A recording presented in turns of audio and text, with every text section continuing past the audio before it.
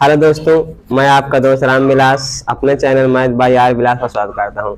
दोस्तों, मैं उम्मीद करता हूं आप लोग पढ़ाई अच्छे से चल रही होगी, क्योंकि आपके पास बहुत कम टाइम बचा है। उसी में आपको बहुत कम समय में बहुत ज्यादा चीजें देना चाहिए। जैसे इसके पहले वाले वीडियो में आपको एक वीडियो में पूरी ज्यामिति बताया गया है। आज हम लोग क्षेत्रफल परिमाप एवं आयतन, आप कुछ भी नहीं पढ़े क्षेत्रफल परिमाप एवं आयतन में, तो मात्र एक वीडियो में इसमें देख लीजिए आपको सारा कंसेप्ट क्लियर हो जाएगा। बहुत ढेर सारे आपको वीडियो में सवाल करा के देख लीजिए, आपको क्षेत्रफल परिमाप एवं सवाल का भी परेशान नहीं करेगा। देखिए इस बार क्षेत्रफल परिमाप एवं आयतन से कितनी टॉपिक दी गई है नवोदय द्वारा। नंबर 1 सबसे पहले बताया गया है वार के बारे में। क्या भाइयों? वार के बारे में। दूसरा भाइयों आयत। क्या भाइयों? आयत। फिर तीसरा जानना है आपको त्रिभुज। क्या भाइयों? त्रिभुज। फिर आपको जानना है भैया घन के बारे में। क्या भैया?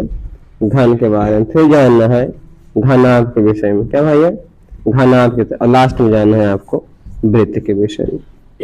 ये मात्र 6 टॉपिक इस बार नवोदय द्वारा भैया दिया गया है कि क्षेत्रफल परिमाप एवं आयतन से मात्र 6 टॉपिक सवाल पूछा जाएगा।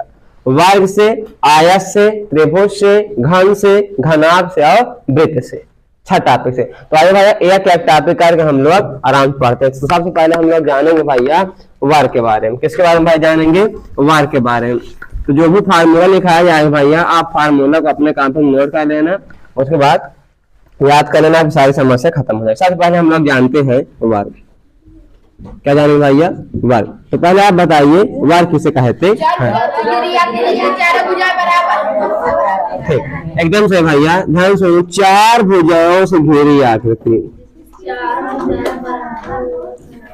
4 भुजाओं से घिरी आकृति। 4 भुजाओं से घिरी आकृति जिसकी चारों भुजाएं बराबर हो। 4 भुजाएं घिरी आकृति जिसकी चारों भुजाएं बराबर हो, वार कहलाता है। क्या बात समझ भैया?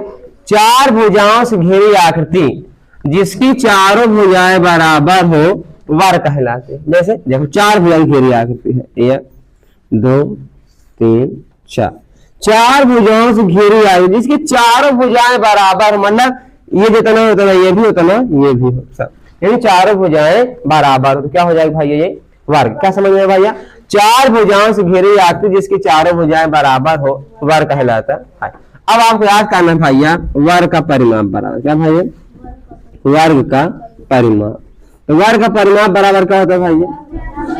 वेरी गुड भाई। वर्ग का परिमाप बराबर 4 गुणे भुजा। वर्ग का परिमाप बराबर 4 गुणे भुजा। वर्ग का परिमाप बराबर 4 गुणे भुजा। दूसरा भाई आपको वर्ग का क्षेत्रफल। क्या भैया? वर्ग का क्षेत्रफल। वर्ग का क्षेत्रफल बराबर भैया भुजा का स्क्वायर। वर्ग का क्षेत्रफल बराबर भैया भुजा का स्क्वायर। वर्ग का क्षेत्रफल बराबर भुजा का स्क्वायर। और तीसरा भैया वर्ग का विकर्ण। क्या भैया? वर्ग का विकर्ण। हाँ भैया, वर्ग का विकर्ण बराबर होता है भैया √2 गुणे भुजा। वर्ग का विकर्ण बराबर √2 गुणे भुजा। मैं उम्मीद करता हूँ भैया ये आपको समझ में आया होगा। अब इस पर एक सवाल हम लोग कर लेते हैं, उसके बाद फिर बाद में लास्ट में जब हम पूरा कंसेप्ट पढ़ लेंगे तब सवाल की प्रैक्टिस करेंगे। ठीक है, देखिए जैसे एक सवाल देखते हैं। एक वर्ग की भुजा, एक वर्ग की भुजा 5 सेंटीमीटर है। क्या भैया? एक वर्ग की भुजा 5 सेंटीमीटर है, तो इसका परिमाप, क्षेत्रफल एवं विकर्ण ज्ञात कीजिए। ये सवाल है। तो भैया पहली बार आपको समझ में आया होगा, वीडियो रोक दीजिए, उसके बाद आप सवाल हल करिए, उसके बाद देखिए मैं वाकई बता रहा हूँ। देखो ध्यान से भैया क्या सवाल है। एक वर्ग की भुजा 5 सेंटीमीटर है, तो आपको वर्ग की भुजा दी गई भैया, पहले लिख लो भुजा बराबर 5 सेंटीमीटर। भुजा का कितना भैया? 5 सेंटीमीटर। चलिए ठीक है। तो आपसे क्या क्या पूछा? इसका परिमाप, इसका मतलब वर्ग का परिमाप। भाई आप सब लोग जानते हैं वर्ग का परिमाप बराबर क्या होता है? एकदम से भाई वर्ग का परिमाप। ये फार्मूला लिखा है आपके सामने भैया। वर्ग का परिमाप है 4 गुणे भुजा, तो 4 गुणे भुजा। भुजा कितना भैया? 5 सेंटीमीटर, तो 4 पंचे 20 सेंटीमीटर। तो आपका परिमाप कितना हो जाएगा भैया 20 सेंटीमीटर। मैं उम्मीद कर रहा हूँ ये बात समझ में आई होगी। अच्छा, फिर आपसे क्या पूछे भैया क्षेत्रफल। चलिए देख लेते हैं वर्ग का क्षेत्रफल। तो अब देख लीजिए भाई वर्ग का क्षेत्रफल बराबर भुजा का स्क्वायर। अब भुजा का है भाई 5 सेंटीमीटर, यानी 5 सेंटीमीटर का स्क्वायर। और स्क्वायर मतलब आप सब लोग जानते हैं उसी संख्या को 2 बार गुणा, यानी भाई क्या हो जाएगा 5 सेंटीमीटर गुणे 5 सेंटीमीटर, है ना। 5 पचा 25 सेंटीमीटर गुणे सेंटीमीटर स्क्वायर। तो आप समझ में आया भाई। अब आपसे क्या पूछा है परिमाप, क्षेत्रफल के बाद आपसे पूछा है विकर्ण। तो आप लगाइए भाई वर्ग का विकर्ण बराबर फार्मूला क्या, वर्ग का विकर्ण बराबर वर्ग का विकर्ण √2 गुणे भुजा। वर्ग का विकर्ण बराबर √2 गुणे भुजा। अब ये √2 और गुणे भुजा कितनी भैया 5, तो आंसर आ जाएगा आपका 5√2। तो मैं उम्मीद करता हूँ भैया आपको वर्ग समझ में आया होगा और वर्ग संबंधित सवाल। अब हम लोग जानेंगे आयत। क्या जानेंगे भैया आयत।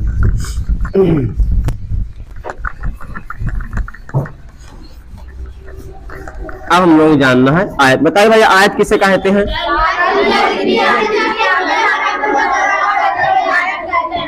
एकदम सही, ध्यान से क्या बोला गया है 4 भुजाओं से घिरी आकृति। क्या भैया 4 भुजाओं से घिरी आकृति या बंद आकृति।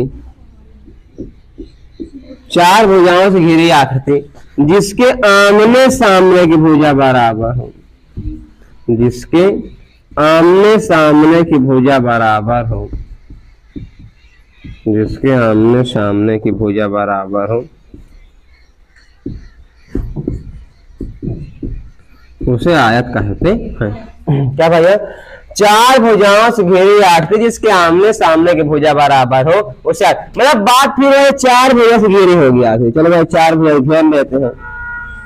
बात ये सभी भुजाएं बराबर सिर्फ क्या होनी चाहिए आमने सामने की भुजाएं बराबर हो। आमने सामने मतलब भैया इसके सामने वाली ये और इसके सामने वाली ये क्या हो जाएगा आयत।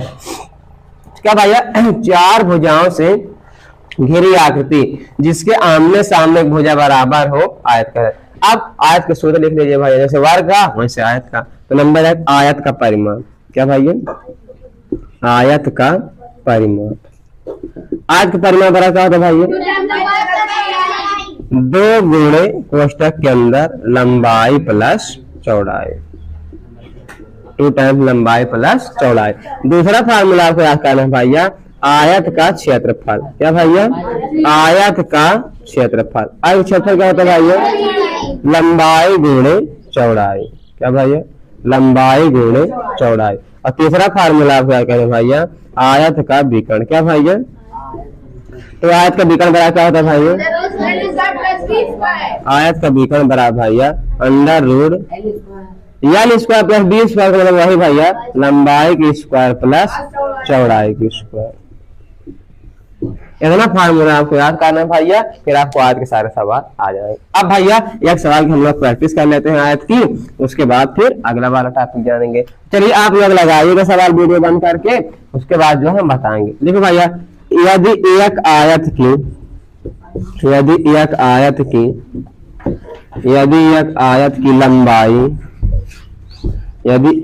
की लंबाई 3 सेंटीमीटर और चौड़ाई 4 सेंटीमीटर हो तो आयत का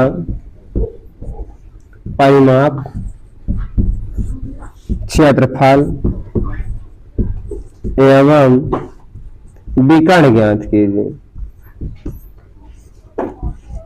परिमाप क्षेत्रफल एवं विकर्ण ज्ञात कीजिए। मुझे उम्मीद भाई आप वीडियो रोक के आप सवाल पहले हल करेंगे, उसके बाद जो है फिर देखें। देखिए भाई मैं बाकी बता रहा हूँ सवाल को। देखिए सवाल क्या है। यदि एक आयत की लंबाई 3 सेंटीमीटर और चौड़ाई 4 सेंटीमीटर हो तो आयत का परिमाप क्षेत्रफल एवं विकर्ण ज्ञात कीजिए। तो सबसे पहले हम क्या ज्ञात करने भैया आयत का परिमाप। तो सबसे पहले आप देखिए क्या क्या दिया है, जो जो दिया है पर उसको लिख लो। जैसे दिया है यदि एक आयत की लंबाई 3 सेंटीमीटर, सबसे पहले लंबाई बराबर 3 सेंटीमीटर, इतना कोई दिक्कत भैया। अच्छा फिर आओ चौड़ाई 4 सेंटीमीटर, तो लिख लो चौड़ाई बराबर भैया 4 सेंटीमीटर। अब आपसे क्या पूछा है सवाल में, पूछा है भाई आयत का परिमाप। तो सबसे पहले लिखेंगे हम लोग आयत का परिमाप बराबर, आयत का परिमाप बराबर। अब आपको फार्मूला याद है, आयत के परिमाप का तो भैया 2 गुणे कोष्ठक के अंदर लंबाई प्लस चौड़ाई, यानी 2 गुणे कोष्ठक लंबाई, लंबाई कितना भैया 3 सेंटीमीटर प्लस चौड़ाई कितना भैया 4 सेंटीमीटर। तो 2 गुणे 3 4 7, 2 7 14। तो आपका परिमाप कितना आएगा भैया 14 सेंटीमीटर। अच्छा आपसे और क्या पूछा भाई, क्षेत्रफल। चलो क्षेत्रफल निकाल लेते हैं भैया। तो आप बताइए आयत का क्षेत्रफल क्या होता है, लंबाई गुणे चौड़ाई। तो लिख लो भाई आयत का क्षेत्रफल बराबर लंबाई गुणे चौड़ाई। लंबाई कितना है भैया 3 सेंटीमीटर और गुणे चौड़ाई कितना है भैया 4 सेंटीमीटर। 3 4 12 सेंटीमीटर गुणे सेंटीमीटर, सेंटीमीटर स्क्वायर, यानी आपको क्षेत्रफल आएगा भैया 12 वर्ग सेंटीमीटर। आपसे और क्या पूछा भैया, विकर्ण। तो आइए निकाल लेते हैं आप विकर्ण। देखिए भैया आयत का विकर्ण बराबर, आयत का विकर्ण बराबर, आयत का विकर्ण का तो भाई अंडर रूट लंबाई स्क्वायर प्लस चौड़ाई स्क्वायर। तो अंडर रूट में लंबाई स्क्वायर, लंबाई कितना भैया 3 सेंटीमीटर, तो 3 का स्क्वायर प्लस चौड़ाई स्क्वायर, चौड़ाई कितना है 4, तो 4 का स्क्वायर। अब देख लो भाई 3 3 का 9, 4 चौका 16, 16 9 25। और आप सब लोग जानते हैं 25 किसका वर्गमूल भैया 5 का। तो आपका आयत का विकर्ण कितना आ जाएगा 5 सेंटीमीटर। तो उम्मीद करता हूँ भैया आपको सवाल समझ में आया होगा। तो वर्ग आयत के बाद हम लोग जानेंगे त्रिभुज के बारे में। भैया अब जानेंगे हम लोग त्रिभुज के बारे में। सबसे पहले आप लोग बताइए त्रिभुज किसे कहते हैं। वाह भाई, 3 भुजाओं से घिरी आकृति। क्या भैया 3 भुजाओं से घिरी आकृति, 3 भुजाओं से घिरी आकृति को, 3 भुजाओं से घिरी आकृति को त्रिभुज कहते, 3 भुजाओं से घिरी आकृति को त्रिभुज कहते हैं। था समझ में त्रिभुज कैसे कहते हैं, 3 भुजाओं से घिरी आकृति को त्रिभुज कहते हैं। त्रिभुज ये मान लीजिए। तो त्रिभुज में भैया ध्यान रखो 1 2 3 भुजा है ना। त्रिभुज में कुछ बेसिक सी बात जिसे जानना बहुत जरूरी है। त्रिभुज में 3 भुजा होती है, तो आप जानते हैं कितनी भुजा भाई 3, और 3 शीर्ष होते हैं। क्या भाई त्रिभुज में 3 शीर्ष होते हैं। तो शीर्ष कितने होते हैं भाई 3, और 3 कोण होते हैं। कोण कितने होते हैं भाई 3, और भी अंतःकोण ये। और त्रिभुज का अंतःकोण का योगफल कितना हुआ था, इसको याद रखना बहुत बहुत। और किसी भी चतुर्भुज के अंतःकोण का योगफल कितना हुआ था 360 डिग्री, या कंप्लीट गोलक भी कितना योगफल हुआ 360 डिग्री। इतनी बात समझ में भैया। अब इसके बाद हमको भैया त्रिभुज के सारे प्रकार के बारे में जानना है। तो आप लोग जानते हैं त्रिभुज जो है भुजा और कोण के आधार पर बांटा है ना भैया, भुजा और कोण के आधार पर। तो देखिए त्रिभुज भुजा के आधार पर 3 प्रकार का होता है। भुजा के आधार पर त्रिभुज के प्रकार, भुजा के आधार पर त्रिभुज के प्रकार। तो आप सब लोग जानते हैं भैया, बताइए पहला क्या होता है, एकदम सही है, पहला होता है समबाहु त्रिभुज, समबाहु त्रिभुज। दूसरा क्या होता है भैया, एकदम सही है, सम द्विबाहु त्रिभुज, सम द्विबाहु त्रिभुज। और तीसरा होता है भैया विषम बाहु त्रिभुज। क्या होता है भैया विषम बाहु त्रिभुज। तब ध्यान से भाई एक त्रिभुज के बारे में पहले हम लोग डिटेल से पढ़ेंगे।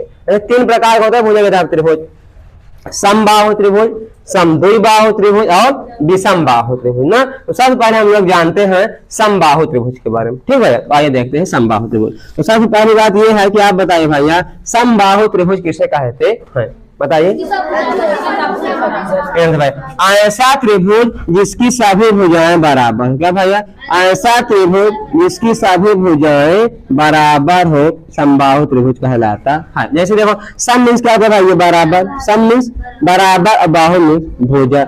तो हो गया बाबा त्रिभुज तो है, यानी ऐसा त्रिभुज जिसकी सभी भुजा बराबर हो उसे समबाहु त्रिभुज कहते हैं। क्या भैया ऐसा त्रिभुज जिसकी सभी भुजा बराबर हो समबाहु त्रिभुज कहलाता है, ठीक। अब आपको पता होना चाहिए समबाहु त्रिभुज का परिमाप। क्या भैया समबाहु त्रिभुज का परिमाप, समबाहु त्रिभुज का परिमाप। तो समबाहु त्रिभुज परिमाप क्या होता है भाई, नहीं भैया परिमाप की हम बात कर रहे हैं, और परिमाप आप सब लोग जानते हैं किसी भी आकृति की चारों मतलब जितने भुजाएं हैं उन सब भुजाओं की माप। तो समबाहु त्रिभुज पहले आपने समझ है, जैसे मान लो त्रिभुज समबाहु त्रिभुज, ठीक, यानी जितने ए उतना ए, एक मॉडल अगर ये ए है, ये ए है, ये ए भी है, तो इनका तीनों परिमाप कितना हो जाएगा 3a, मतलब कुल मिलाकर समबाहु त्रिभुज का परिमाप होता है 3 गुणे भुजा। क्या भैया 3 गुणे भुजा।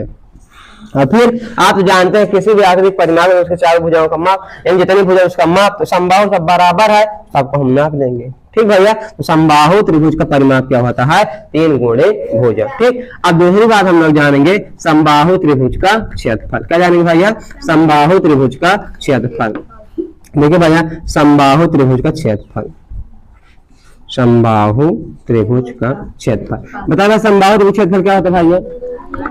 हाँ भाई √3/4 गुणे भुजा स्क्वायर। क्या होता है भैया √3/4 गुणे भुजा का स्क्वायर। समबाहु त्रिभुज क्षेत्रफल बराबर भैया √3/4 गुणे भुजा स्क्वायर याद रखना। और आपसे पूछ भाई समबाहु त्रिभुज की ऊंचाई बराबर क्या भैया समबाहु त्रिभुज की ऊंचाई, समबाहु त्रिभुज की ऊंचाई ये होता है √3/2 गुणे भुजा। क्या होता है भैया √3/2 गुणे भुजा। ऐसे में 3/4 3/2 से भुजा के उससे भुजा हो जाएगी। तो इसको लिख लीजिए भैया सारे फार्मूला। पहला समबाहु त्रिभुज परिमाप 3 गुणे भुजा, दूसरा समबाहु त्रिभुज क्षेत्रफल √3/4 गुणे भुजा स्क्वायर, और तीसरा समबाहु त्रिभुज की ऊंचाई बराबर √3/2 गुणे भुजा। इसको याद कर लेना, ठीक भैया। अब हम लोग समबाहु त्रिभुज की बात जानेंगे भैया समद्विबाहु त्रिभुज। किसके बारे में जानेंगे भैया समद्विबाहु। पहला देखो भुजा तथा त्रिभुज पढ़ रहे हैं, तो भुजा तथा पहला त्रिभुज हम लोग पढ़ेंगे समबाहु त्रिभुज ना, दूसरा पढ़ेंगे भैया समद्विबाहु त्रिभुज। दूसरा क्या पढ़ेंगे समद्विबाहु त्रिभुज, समद्विबाहु त्रिभुज। बताइए भाई समद्विबाहु त्रिभुज किसका कहते हैं? हाँ एकदम से देखिए एकदम साला। सम मतलब क्या होता है बराबर, दो मतलब क्या होता है भाई दो, और बाहु मतलब भुजा। खत्म हो गया सर। मतलब ऐसा त्रिभुज जिसकी दो भुजा बराबर हो उसे समद्विबाहु त्रिभुज कहते हैं। क्या भैया ऐसा त्रिभुज जिसकी दो भुजा बराबर हो समद्विबाहु त्रिभुज कहलाता है। अब हम लोग जानना है समद्विबाहु जैसे परिमाप की बात कर लगा था, ध्यान देखो जैसे इसकी परिमाप की बात, इसके परिमाप क्या फार्मूला होता है। तो आप जाने से कोई भी दो भुजा बराबर, जैसे मान लो ए बराबर एक तो अलग रहेगी, ये भी रहेगी, तो क्या इसका परिमाप ऐसे लिखेंगे हम लोग 2a + b। इसका मतलब बात ये है भैया किसी भी त्रिभुज का परिमाप पूछे उनके सब भुजा को जोड़ लीजिए बस। किसी भी त्रिभुज का परिमाप पूछे उनके सब भुजा को जोड़ लीजिए बस, ठीक भैया। अच्छा अब हम लोग जानना है समबाहु त्रिभुज का क्षेत्रफल। क्या जानना भैया सॉरी समद्विबाहु त्रिभुज का क्षेत्रफल। तो आप लोग बताओ पहले समद्विबाहु त्रिभुज क्षेत्रफल क्या होता है? हाँ भैया इसका जो कॉमन फार्मूला क्या है 1/2 गुणे भुजा का स्क्वायर। क्या भैया 1/2 गुणे भुजा का स्क्वायर। लेकिन अगर सवाल में और लंब करके पूछे काल आधार तो उसके लिए संबंध होता है भैया समद्विबाहु त्रिभुज क्षेत्रफल बराबर लंब का स्क्वायर बटे 2। क्या भैया लंब का स्क्वायर बटे 2 ये बराबर होगा भैया आधार का स्क्वायर बटे 2। क्या भैया आधार का स्क्वायर बटे 2 और ये बराबर होगा भैया एकदम से भाई कर्ण का स्क्वायर बटे 4। क्या होगा भाई पहले ध्यान समझो समद्विबाहु त्रिभुज क्षेत्रफल 1/2 गुणे भुजा स्क्वायर। यह जब लंब कर्ण आधार करके पूछेगा तब इसको याद करना पड़ेगा। लंब का स्क्वायर बटे 2 ये बराबर होगा भैया आधार का स्क्वायर बटे 2 बराबर होगा कर्ण का स्क्वायर बटे 4। तो मैं उम्मीद कर आपको समद्विबाहु त्रिभुज समझ में आया होगा और ये फार्मूला आप लिख के याद कर लीजिए, ठीक भैया। अब हम लोग जानेंगे विषमबाहु त्रिभुज। क्या जानेंगे भैया विषमबाहु त्रिभुज। तो बताइए भाई विषमबाहु त्रिभुज किसे कहते हैं? एकदम सही भाई, क्योंकि विषम मतलब होता है अलग अलग, बाहु मतलब भुजा, यानी ऐसा त्रिभुज। क्या भाई ऐसा त्रिभुज जिसकी तीनों भुजाएं अलग अलग हो। क्या भैया ऐसा त्रिभुज जिसकी तीनों भुजाएं अलग अलग हो विषमबाहु त्रिभुज कहलाता है। जैसे मतलब सारी भुजा लग रहा है 3 4 5 कुछ भुजा नहीं 3 4 5 है कुछ भी रहेगी लेकिन सब अलग। जैसे इसकी बात है त्रिभुज के परिमाप के विषमबाहु के भाई क्या ऐसा कोई फार्मूला है नहीं, बस इनकी भुजाओं क्या करेंगे हम लोग माप लेंगे इसका परिमाप आ जाए, ठीक। तो हमें जानना चाहिए विषमबाहु त्रिभुज का क्षेत्रफल। तो बताइए भाई विषमबाहु त्रिभुज क्षेत्रफल क्या होगा? हाँ भाई √s यस माइनस ए, दूसरे कोष्टक में यस माइनस बी और दूसरे कोष्टक में यस माइनस सी। क्या भाई ये होता है विषम बाहु त्रिभुज का क्षेत्रफल बराबर under root s minus A s minus B s minus C. S क्या है भाई ये अर्ध परिमाप, यस क्या है भाई ये अर्ध परिमाप। अब आप लोग परिमाप जानते हैं, परिमाप मतलब कोई भी त्रिभुज है उसकी तीनों भुजाओं को माप लेंगे, अर्ध परिमाप उसको माप के आधा कर देंगे ना, उसको माप क्या करेंगे भैया आधा कर देंगे। यस क्या है भैया अर्ध परिमाप। और क्या भाई ए बी सी क्या है, हाँ तो ए बी सी ये जो है भुजाएं हैं। यदि आप यस बराबर फार्मूला पहुंचे तो आपको भुजा पता चल गई, तो भुजा का योग कर लेंगे ए प्लस बी प्लस सी, ये तो परिमाप है, लेकिन अर्ध परिमाप है ना यस, तो इसमें 2 से भाग दे देंगे। तो समझ में आया भैया, यानी विषम बाहु त्रिभुज का क्षेत्रफल बराबर under root s minus A s minus B s minus C. S क्या है भैया अर्ध परिमाप, इसका फार्मूला क्या बनेगा A plus B plus C by 2। A B C क्या है भैया त्रिभुज की भुजाएं। क्या बात समझ में आई भाई? तो नहीं इतनी बात समझ में आ गई ना, ठीक। अब हम लोग जानेंगे भैया कोण के आधार पर त्रिभुज के प्रकार। अब भैया हम लोग जानेंगे कोण के आधार पर त्रिभुज के प्रकार। क्या भैया कोण के आधार पर त्रिभुज के प्रकार। तो कोण के आधार पर त्रिभुज कितने प्रकार भैया 3 प्रकार। पहला न्यून कोण त्रिभुज, क्या भैया न्यून कोण त्रिभुज। दूसरा भैया सम कोण त्रिभुज, दूसरा क्या भैया सम, और तीसरा भैया अधिक कोण त्रिभुज। क्या भैया अधिक कोण त्रिभुज। तो आप जानते हैं न्यून कोण त्रिभुज और अधिक कोण त्रिभुज से आपके नवोदय में सवाल नहीं बनते हैं, सिर्फ परिमाप एवं आयतन में ज्यामिति में बनते हैं, जो कल वाले वीडियो में बताया गया है। तो आज हम लोग जानेंगे सिर्फ समकोण त्रिभुज के बारे में। किसके बारे में भैया समकोण त्रिभुज के बारे में। आइए देखते हैं समकोण त्रिभुज। तो सबसे पहले भाई आप जानिए समकोण त्रिभुज किसे कहते हैं। समकोण त्रिभुज तो बताइए भाई समकोण त्रिभुज किसे कहते हैं। ऐसा त्रिभुज जिसका एक कोण 90 डिग्री हो। क्या भाई ऐसा त्रिभुज जिसका एक कोण 90 डिग्री हो। ये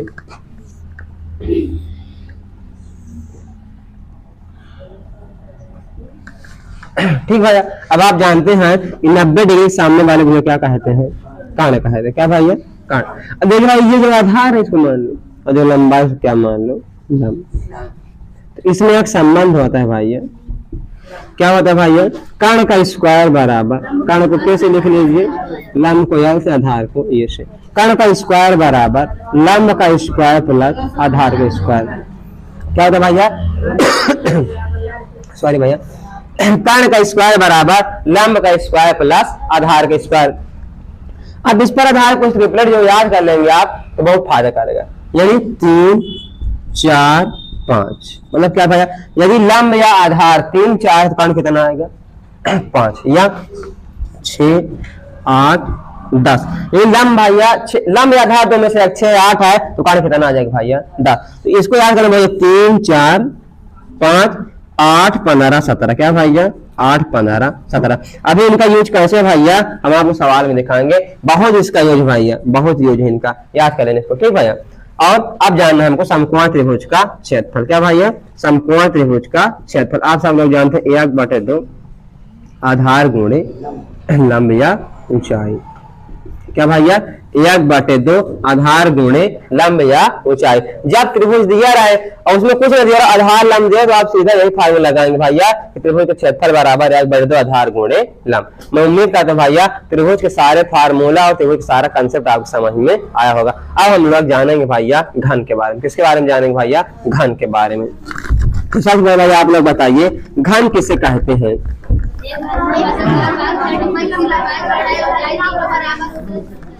एकदम से ध्यान सुनिए। अब हम लोग जानेंगे घन के बारे में क्यूब के बारे में।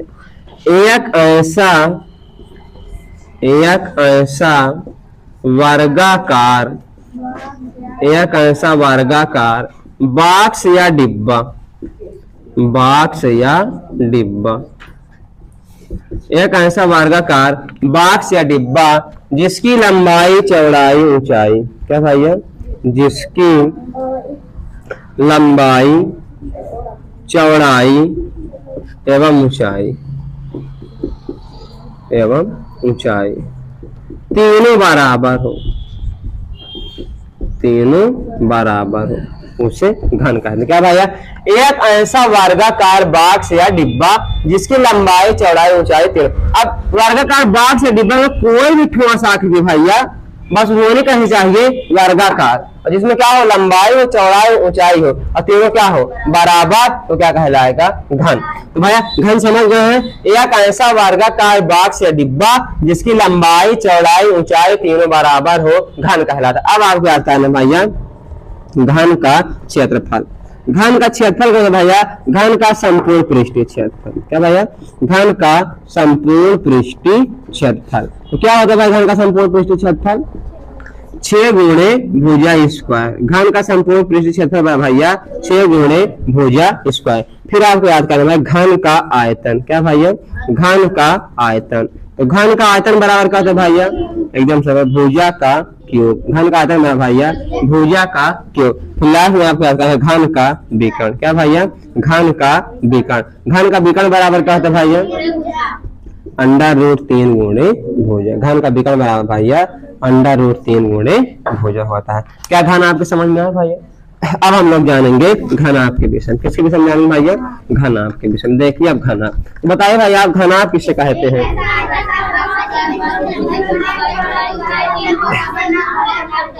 एकदम से देखिए भाई घनाभ किसे कहते हैं? एक ऐसा आयताकार। क्या भैया?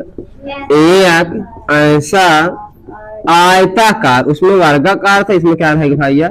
आयताकार। एक ऐसा आयताकार बॉक्स या डिब्बा,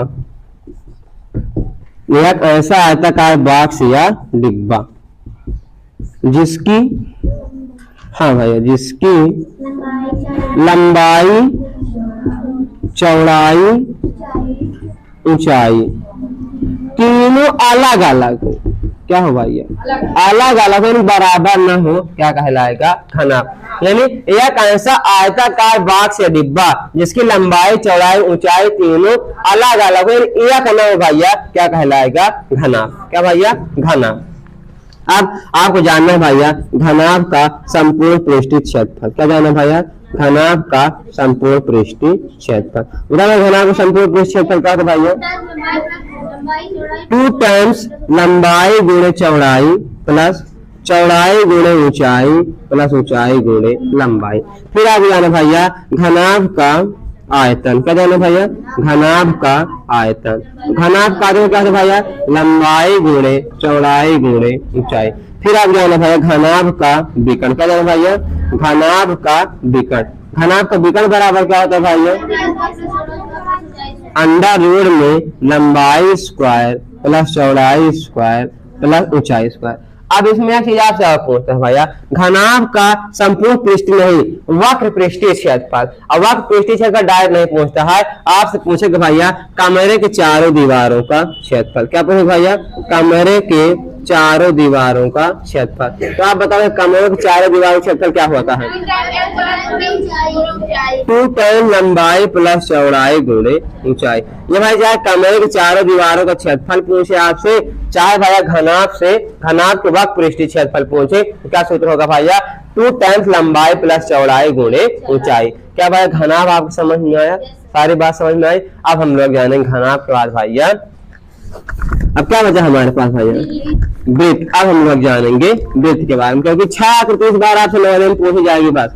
तब हम लोग जानते हैं वृत्त के बारे में। क्या भैया? वृत्त के बारे में। तो वृत्त भैया देख लीजिए, सर्कल। वृत्त क्या होता है भाई? ध्यान देखो, किसी भी समतल पृष्ठ पर केंद्र से लेकर उसके परिधि तक की सारी दूरी बराबर इस प्रकार की जो आकृति होती है भैया, ये क्या होती है? वृत्त होती है। ठीक भाई, ये क्या होता है? वृत्त होता है। अब वृत्त में आपको जानना क्या है भाई? ये त्रिज्या। क्या भैया? त्रिज्या। तो त्रिज्या किसे कहते हैं भैया? आप लोग जानते हैं त्रिज्या को आर से दर्शाया जाता है। ध्यान से भैया केंद्र से लेकर, कहा भैया? केंद्र से लेकर के परिधि तक की दूरी को त्रिज्या कहते हैं। बात समझ भैया? केंद्र से लेकर परिधि तक की दूरी को त्रिज्या कहते हैं। और इसमें आपको जानना है व्यास। क्या भैया? व्यास को 20 दर्शाते हैं। व्यास व्यास क्या होता है भैया?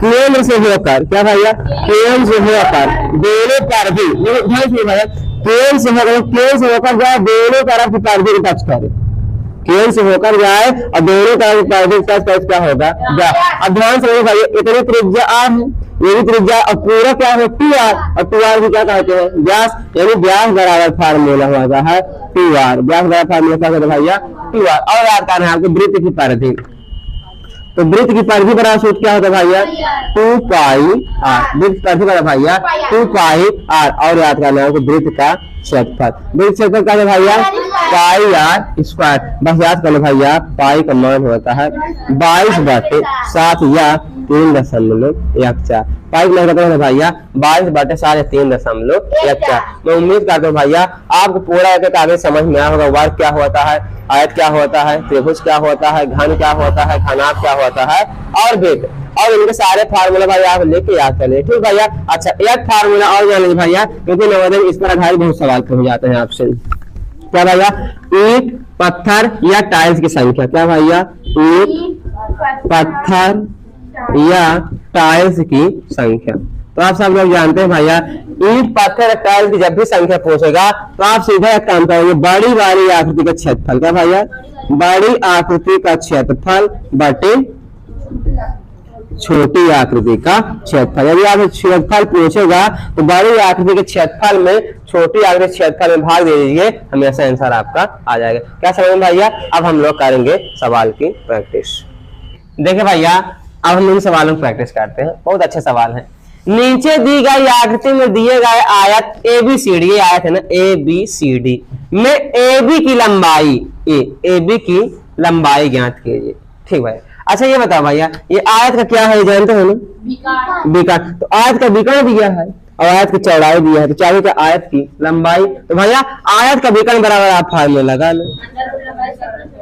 हाँ भैया आयत का विकर्ण बराबर क्या होता है भैया अंडर रूट लंबाई स्क्वायर प्लस चौड़ाई स्क्वायर, है ना। अब आयत का विकर्ण दिया है कितना 2 अंडर रूट 10, कितना भैया 2 अंडर रूट 10 बराबर अंडर रूट में लंबाई स्क्वायर, तो लंबाई तो दी नहीं है, लंबाई पूछा जाए BC का हो चाहे AB का हो, यानी जो पूछा लिख लो AB और प्लस चौड़ाई स्क्वायर, और चौड़ाई कितना दिया भाई अच्छा तो 6 का स्क्वायर। अब आप ये लोग सब जानते हैं भैया कि अगर इधर अंडर रूट इधर आएगा स्क्वायर हो जाएगा, यानी भाई ये बन जाएगा 2 अंडर रूट 10 का स्क्वायर बराबर AB का स्क्वायर प्लस 6 का स्क्वायर 6 36। यानी बात समझ में आई। अच्छा वर्ग का मतलब सबको पता है उसी संख्या को उसी में 2 बार गुणा, मतलब ये है भैया 2 अंडर रूट 10 गुणे 2 अंडर रूट 10 यही तो हो जाएगा। और आप सब लोगों ने बाहर बाहर गुणा हुआ था है और अंदर अंदर इन दो गुणे 4 गुणे अंडर रूट 10 गुणे अंडर रूट 10 अंडर रूट 100 और अंडर रूट 100 मतलब कितना भाई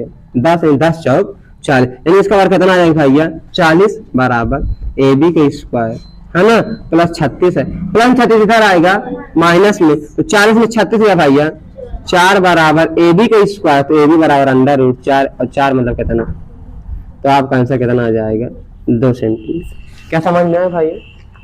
ठीक देखिए भाई अगला सवाल 36 सेंटीमीटर तार से एक आयत बनता है, तार 36 सेंटीमीटर उससे एक आयत बनाया गया, तो मान लो भाई ये आयत है, तार कितनी है भाई 36 सेंटीमीटर, कहीं ना कहीं इंडायरेक्ट रूप से बता रहे हैं उसका परिमाप 36 सेंटीमीटर। क्यों भाई अब 36 मीटर तार से बनाओगे तो जो आयत बनाओगे आप भैया तो 36 सेंटीमीटर में रहेगा, है ना। इसका दिया है आयत का परिमाप बराबर आयत का परिमाप बराबर 36 सेंटीमीटर है कि नहीं भैया। अच्छा आयत का परिमाप होता क्या है भैया 2 टाइम्स लंबाई प्लस चौड़ाई बराबर कितना भाई 36, 2 से काट जाएगा ना, ये लंबाई प्लस चौड़ाई बराबर 18। क्या इतनी बात समझ में आई। अब ध्यान से सवाल यही से बात है जो कह रहा 36 तार से एक आयत बन रही बात समझ में आ गई।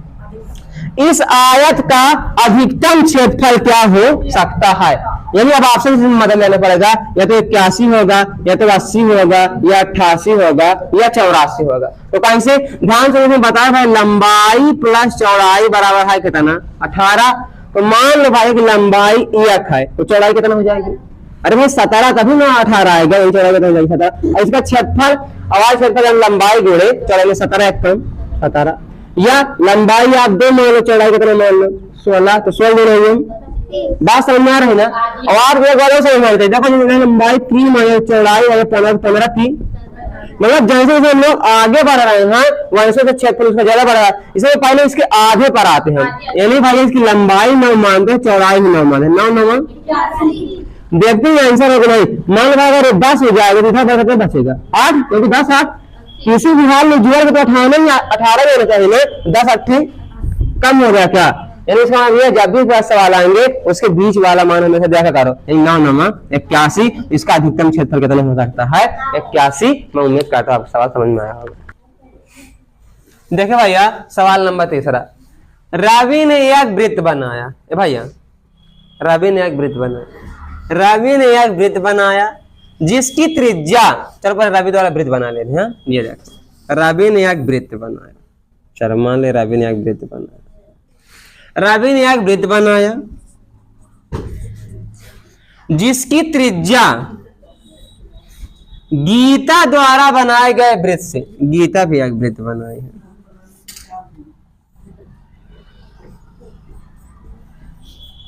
गीता द्वारा बनाए गए वृत्त की त्रिज्या का 10 मीटर है। भैया सॉरी, गीता द्वारा बनाए गए वृत्त के व्यास के 4 गुने हैं। ध्यान समझो भाई सवाल, रवि ने एक वृत्त बनाया, रवि ने एक वृत्त बनाया जिसकी त्रिज्या, इसकी त्रिज्या गीता द्वारा बनाए गए वृत्त के व्यास के, त्रिज्या के नहीं भैया, व्यास के 4 गुने हैं। अगर इसका मान लो भैया व्यास d है तो इसकी त्रिज्या 4d है। समझ रहे हो बात। हाँ, यदि गीता द्वारा बनाया गया वृत्त की त्रिज्या 10 मीटर, ध्यान में वृत्त की त्रिज्या कितनी भैया 10, तो इसका व्यास कितना हो जाएगा। नहीं भाई, वृत्त का व्यास बराबर होता है 2r, वृत्त का व्यास बराबर 2r। अगर त्रिज्या r में व्यास ये भी 10, यानी इसका व्यास भाई कितना बन जाएगा 20, और इसकी त्रिज्या जो इसकी 4 गुनी है 20 चौक, यानी जो इसकी त्रिज्या कितनी हो जाएगी 80। तो कह रहा है भैया वृत्त की त्रिज्या 10 मीटर है, तो रवि द्वारा बनाए गए वृत्त का व्यास कितना है, तो त्रिज्या कितनी 80। अब पूछा क्या है व्यास, तो भैया वृत्त का व्यास बराबर क्या होता है 2r, मतलब 2 गुणे 80, तो 8 गुना 16, यानी कितना आ जाएगा 160। Option number D. देखिए भाई सवाल नंबर 4, एक किसान ने 266 वर्ग मीटर क्षेत्रफल वाले एक आयताकार भूखंड में गन्ना लगाया। यदि भूखंड की चौड़ाई 14 मीटर हो तो लंबाई ज्ञात कीजिए। तो बहुत सारा सवाल है, क्या दिया है भैया क्षेत्रफल ना, तो लिख लो। अब आयताकार है तो आयत का क्षेत्रफल बराबर, आयत का क्षेत्रफल बराबर कितना दिया भैया 266 वर्ग मीटर। अब क्षेत्रफल क्या होगा लंबाई गुणे चौड़ाई, तो लिख लो लंबाई गुणे अब बराबर 266 मीटर।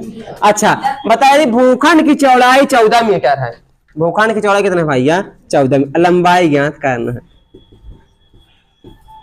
14 गुणे उधर जाएगा भागे में ना 266 बाटे 14, 2 से काट दो भाई, 2 1 कम 2, 2 3 6, 2 3 6, 2 7 14, 7 से काटा भाई, 7 1 कम 7 और 7 9 63। भाई क्या पूछा आपसे लंबाई, तो लंबाई कितनी हो जाएगी भैया 19 मीटर। ठीक भैया, देखिए अगला सवाल थोड़ा इसको मिनट बताता हूँ। देखिए अगला सवाल, देखिए भाई अगला सवाल आपसे क्या कह रहा है भैया, देखिए 5वां सवाल, एक आयताकार पार्क की विमाएं 30 मीटर गुणे 40 मीटर है। एक आयताकार पार्क है, मान लीजिए एक आयताकार पार्क, ये ठीक, एक आयताकार पार्क जिसकी विमाएं 30 मीटर गुणे, मान लो भाई ये 30 मीटर है 40 मीटर है, ठीक है।